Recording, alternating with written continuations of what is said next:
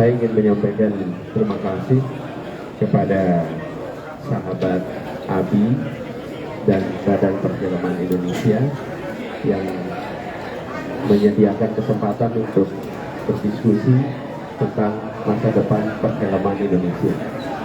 Mas Abi dan teman-teman semua di sahabat Abi dan juga Mas Gunawan di BPI yang sudah memfasilitasi. Kemudian di dalam diskusi tadi kami sampaikan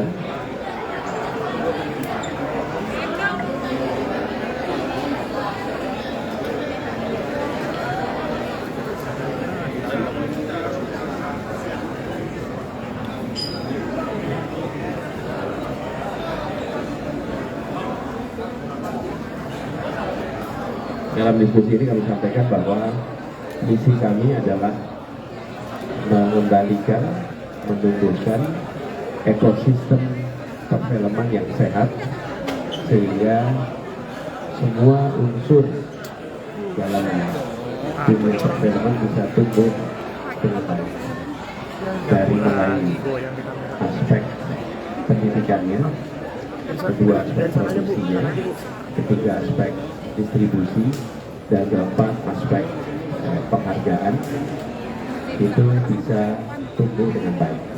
Ada 5 tahap yang kita sampaikan, nanti teman-teman bisa lihat detailnya. Tapi kita melihat industri film kita ini potensinya amat besar dan kompetensinya tidak kalah dengan industri pelaku-pelaku industri film di berbagai negara yang dianggap maju dalam perfilman. Tetapi banyak aspek regulatori yang belum memungkinkan mereka tumbuh berkembang dengan cepat dan baik. Karena itu komitmen kami adalah membangun ekosistem tadi. Tujuannya membuat agar film Indonesia menjadi tuan rumah di negeri sendiri dan tamu mempesona di negeri orang. Kesempatan itu ada.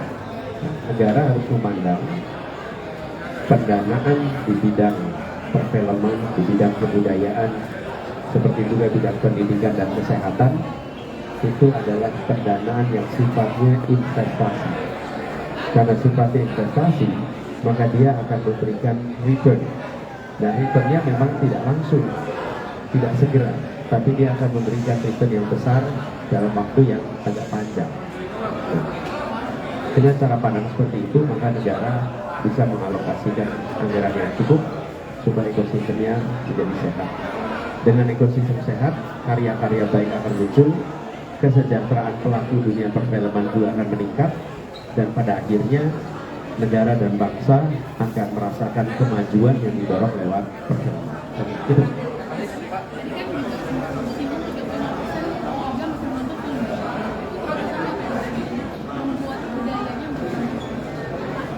Yaitu penegakan hukum. Jadi bagaimana kita seriusi penegakan hukum dalam urusan perpajakan ini. Kemudian yang kedua, membangun kesadaran juga bahwa menonton bajakan itu sebetulnya seperti pencurian. Jadi kesadaran itu harus ditumbuhkan.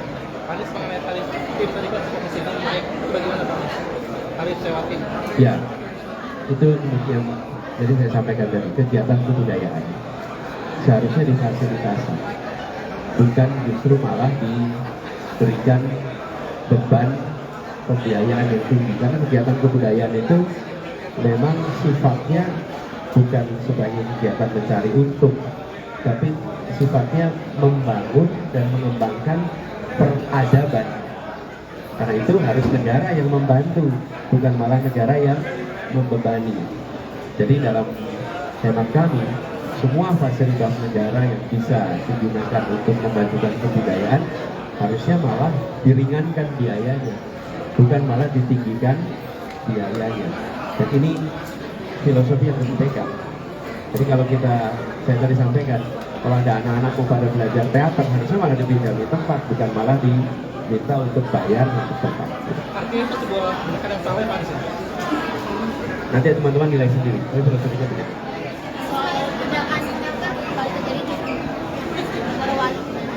Nah, ini dulu, yang lain dulu.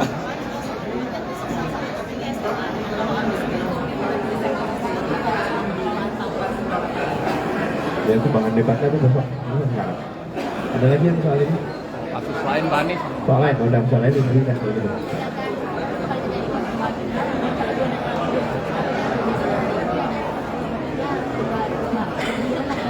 Harus ada audit, dan bila auditnya menunjukkan ada SOP yang salah, ada SOP yang keliru, maka harus ada tindakan yang tegas dari negara terhadap penanggung jawab usaha itu. Dan apabila ada SOP yang sudah benar tapi pelaksanaannya yang tidak konsisten, maka harus ada yang kena sanksi sehingga bisa didisiplinkan. Lalu memastikan dari hasil audit itu ditindaklanjuti. Audit keselamatan nanti akan muncul apa saja yang harus dikoreksi. Maka dia harus segera dikoreksi dan pemerintah harus menjaga konsistensi pengawasannya. Mungkin itu aja kalau nggak bisa Satu lagi Pak Anies. Departemen of Justice Amerika memutus bersalah salah satu perusahaan di sana yang namanya SAP. Ini dia memutus bersalah karena perusahaan itu memberikan suap kepada pejabat-pejabat beberapa yang ada di Indonesia. Nah, salah satu lembaga yang disebut itu ada Pemda DKI. Nah, kasusnya ini katanya terjadi di tahun 2015 sampai 2018. Nah, waktu itu kan Pemda DKI kan gubernurnya Bapak ya Pak. Ada tanggapan soal itu nggak Pak? Tidak lanjuti aja. Tidak lanjuti. Tegakkan hukum. Tegakkan keadilan. Jadi semua yang terlibat jadi proses saja. Tapi tahu nggak Pak itu Pak? Oke, kalau film Bapak Indonesia paling berkelas sepanjang umur hidup, film yang paling Bapak suka Barangkali kalau sepanjang hidup banyak ya. Tapi film yang saya ingat dari masa kecil itu sampai sekarang ketika saya masih tumbuh itu November 28 karya Teguh Karya. Itu ya, November 28 itu film keren sekali yang waktu saya masih kecil nonton film itu, bahkan nontonnya bisa dibilang berapa kali saking senangnya. Yang kedua Cut Nyak Dhim, itu film yang saya tumbuh besar dan merasakan yang sangat menginspirasi. Itu dua contoh film masa kecil. Kalau sesudah itu banyak sekali film yang saya suka dari Indonesia. Ya. Apa? Iya, itu juga. Oke, sip, makasih ya. Thank you.